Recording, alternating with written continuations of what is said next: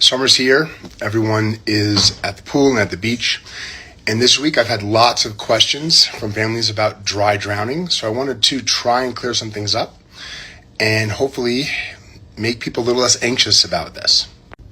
So what dry drowning is referring to is that a child has a brief submersion and aspirates a small amount of water, either pool water or seawater, and that water causes an acute lung injury that leads to lung inflammation and respiratory compromise.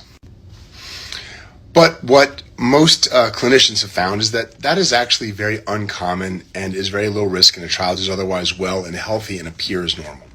Obviously, in a young preverbal child who has even a brief submersion event and they are seemingly fine, they should be observed for a period of time, usually a couple of hours, where they can be watched for any changes in their breathing pattern.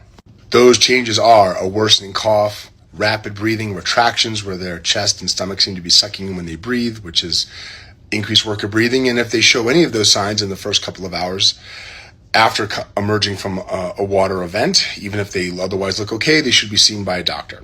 However, deaths or severe issues from these kinds of things that occur in kids who otherwise look well after being pulled out of the water and they're not unconscious are extremely rare. The biggest concern is actually properly supervising kids, usually ages 1 to 4. That's where the highest rate of drowning events occur. And having your eyes on them at all time, because a major submersion event where the child is unconscious and removed from the water, that is extremely dangerous and has a very high rate of problems, complications, and death, obviously, from drowning. And that's what we're trying to prevent. You prevent drowning from supervision.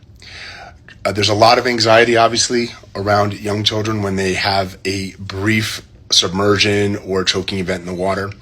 But honestly, the anxiety around that should be minimal. Children just need to be watched for a period of time, and then you can move on.